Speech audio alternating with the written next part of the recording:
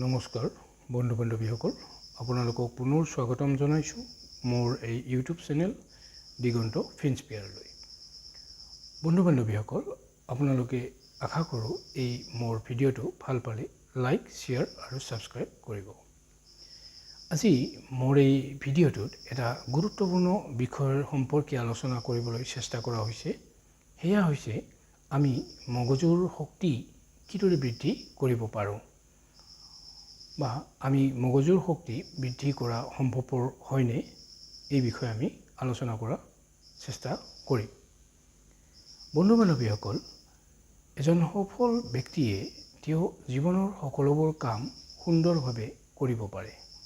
অৰ্থাৎ এজন শক্তিশালী মগজুৰ অধিকাৰীয়ে তেওঁ সমাজৰ সকলোবোৰ কাম সুন্দৰভাৱে নিয়াৰিকৈ কৰিব পাৰে।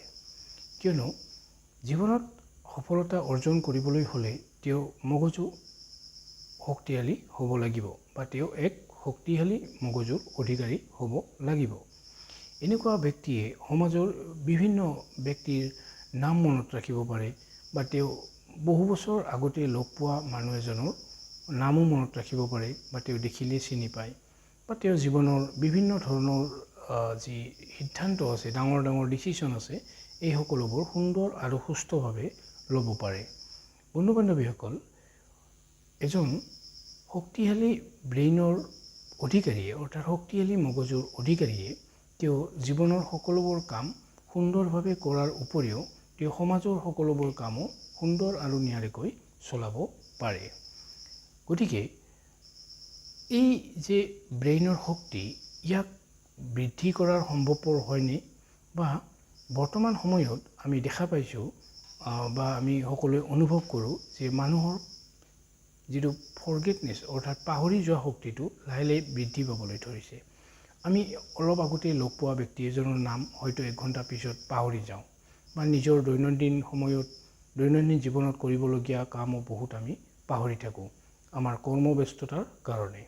গতিকে বন্ধু বান্ধৱীসকল, আমি কিছুমান উপায়ৰ জৰিয়তে আমি আমাৰ মগজুৰ যিটো শক্তি, এই শক্তিটো আমি বজাই ৰাখিব পাৰোঁ, বা আমি আমাৰ এই মগজুৰ শক্তিটো আমি বৃদ্ধি কৰিব পাৰোঁ। বন্ধু বান্ধৱীসকল, আমি এই মগজুৰ শক্তি বৃদ্ধি কৰিবলৈ হ'লে আমি কেইটামান উপায় অৱলম্বন কৰিব লাগিব। আৰু এইকেইটাৰ ভিতৰত প্ৰথমতে আমি ক'ব পাৰোঁ এটা গুড ৰিলেশ্যনশ্বিপ, সমাজত এটা সুন্দৰ সম্পৰ্ক আমি গঢ়ি তুলিব লাগে। কিয়নো যেতিয়া আমি সমাজত বিভিন্ন ধৰণৰ মানুহৰ লগত সম্পৰ্ক গঢ়ি তুলিম, তেতিয়া আমাৰ ব্ৰেইনটোৱে অৰ্থাৎ আমাৰ মগজুৱে নতুন নতুন কিছুমান মানুহৰ মুখ চিনি ল'বলৈ আৰম্ভ কৰে। কিছুমান নতুন নতুন ছিগনেল আমাৰ ব্ৰেইনত সদায় আহিব আৰম্ভ কৰে, আৰু ইয়ে আমাৰ মেমৰি শক্তি বৃদ্ধি হোৱাত যথেষ্ট সহায় কৰে।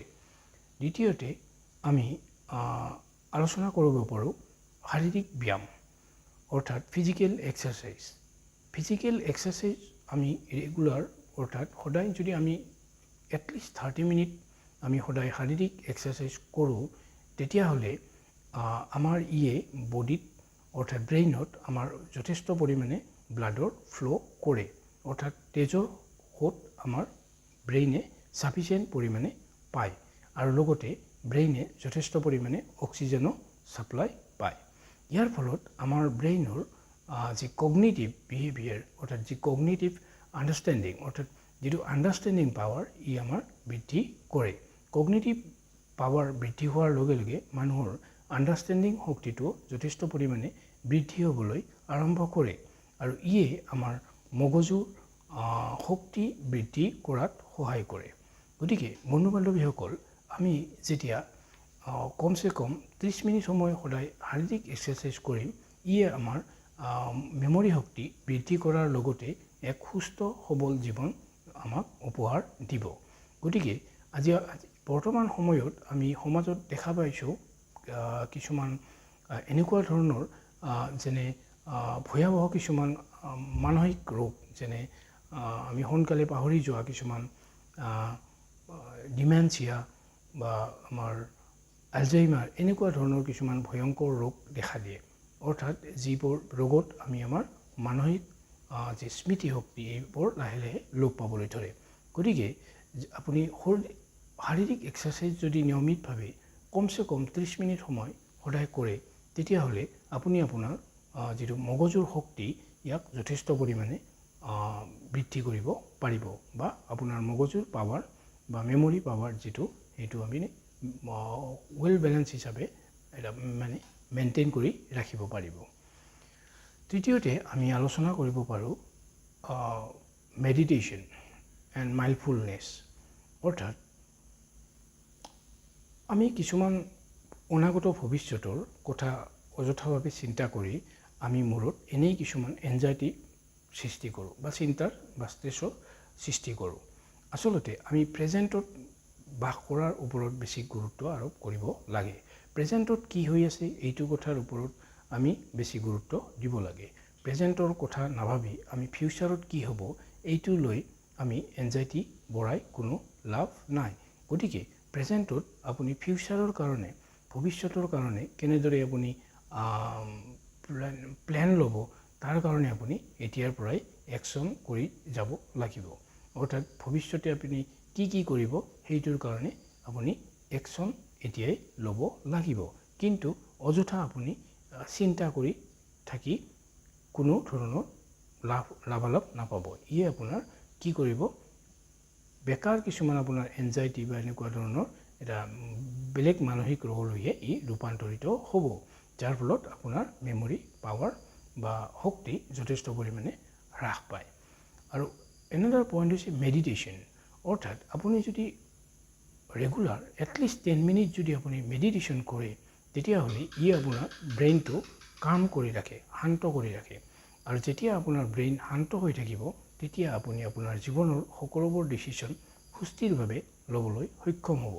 ই আপোনাৰ মেণ্টেল শক্তি, যিটো মেণ্টেল ষ্ট্ৰেংথ, মেমৰি পাৱাৰ বা এই মেমৰি বুষ্ট কৰাত যথেষ্ট পৰিমাণে সহায় কৰে। এনেদৰে আপোনাৰ মাল্টিটাস্কিং, অৰ্থাৎ এই পৃথিৱীৰ দ্ৰুতগতি পৃথিৱীত আমি বাস কৰোঁ, আৰু এই সময়তে আমি যিহেতু আমাৰ হাতত সময়ৰ অভাৱ বহুত, গতিকে আমি একেটা সময়তে আমি বিভিন্ন ধৰণৰ কাম কৰিবলৈ চেষ্টা কৰোঁ। ইয়াৰ ফলত আমাৰ বিভিন্ন ধৰণৰ সমস্যাৰ সৃষ্টি হয়, কিয়নো যেতিয়া আমি একেটা সময়তে বিভিন্ন ধৰণৰ কাম কৰিবলৈ আৰম্ভ কৰিম, তেতিয়া আমাৰ কনচেনট্ৰেশ্যনটো ডিভাইড হৈ যায় আৰু ইয়ে আমাৰ মেমৰিত ব্যাঘাত জন্মায়। গতিকে বন্ধু বান্ধৱীসকল, আমি আমাৰ মেমৰি শক্তি বৃদ্ধি কৰিবলৈ হ'লে আমি একেটা সময়তে মাত্ৰ এটা কামহে কৰা উচিত, কিয়নো যেতিয়া আমি এটা সময়ত এটা কামহে কৰিম, তেতিয়া ইয়ে আমাৰ মেণ্টেল পিছৰ লগতে মেমৰি শক্তি আমাৰ যথেষ্ট পৰিমাণে বৃদ্ধি কৰে। গতিকে বন্ধু বান্ধৱীসকল, আমি মাল্টিটাস্কিঙৰ পৰা যিমান পাৰোঁ সিমান আমি এভইড কৰা উচিত, কিয়নো ইয়ে আমাৰ বিভিন্ন ধৰণৰ অপকাৰৰহে সৃষ্টি কৰে। গতিকে আমি একেটা সময়তে এটা সময়ত আমি এটা কাম কৰাহে উচিত। আৰু 5 নম্বৰ পইণ্টটো হৈছে এনাফ শ্লিপ। অৰ্থাৎ আমি এজন সুস্থ সবল ব্যক্তিয়ে প্ৰতিদিনে নিশা 7 পৰা 8 ঘণ্টা সময় শুব লাগে। ইয়ে কি কৰে, ইয়ে আমাৰ ব্ৰেইনত এনাৰ্জি ৰিষ্ট'ৰ কৰে, অৰ্থাৎ এনাৰ্জিটো বৃদ্ধি কৰে। আৰু যেতিয়া আমাৰ ব্ৰেইনত এনাৰ্জি বৃদ্ধি পায়, তেতিয়া ইয়ে আমাৰ মেমৰি শক্তি বুষ্ট কৰাত সহায় কৰে। গতিকে আজিকালি আমি এতিয়া দেখা পাইছোঁ কৰ্মব্যস্ততাৰ কাৰণে মানুহে 2 ঘণ্টা 3 ঘণ্টা শুবলৈ আৰম্ভ কৰিছে, কিন্তু ইয়ে আমাৰ মগজুৰ শক্তি যথেষ্ট পৰিমাণে হ্ৰাস কৰাৰে এটা উপক্ৰম হোৱা দেখা গৈছে। আৰু টোপনি কমকৈ মাৰাৰ ফলত মগজুৰ লগতে আমাৰ শৰীৰৰো যথেষ্ট অপকাৰ হয়। গতিকে আমি যেতিয়া নিশা শুওঁ, অৰ্থাৎ যেতিয়া আমি ছাফিচিয়েণ্ট শ্লিপ ল'ম, তেতিয়া আমাৰ ব্ৰেইনৰ লগতে আমি এটা সুস্থ শৰীৰৰো অধিকাৰী হ'ব পাৰিম। গতিকে বন্ধু বান্ধৱীসকল, নিজৰ মগজুৰ শক্তি বৃদ্ধি কৰাৰ কাৰণে আপোনালোকে ছাফিচিয়েণ্ট পৰিমাণে, অৰ্থাৎ 7 পৰা 8 ঘণ্টা সময় শুৱাটো কিন্তু নিশ্চিত। গতিকে বন্ধু বান্ধৱীসকল, আমি আমাৰ এই যি আমি উপায়সমূহ আলোচনা কৰিলোঁ, এইবোৰ মানি চলিলে আমি নিশ্চয় এটা সুন্দৰ মগজুৰ অধিকাৰী হ'ব পাৰিম, আৰু যাৰ ফলত আমি এক সুস্থ সবল জীৱন যাপন কৰিব পাৰিম। বন্ধু বান্ধৱীসকল, আপোনালোকে মোৰ এই ভিডিঅ'টো পাই কেনেকুৱা পালে। যদি ভাল পালে লাইক কৰিব, শ্বেয়াৰ কৰিব আৰু ছাবস্ক্ৰাইব কৰিব। ধন্যবাদ।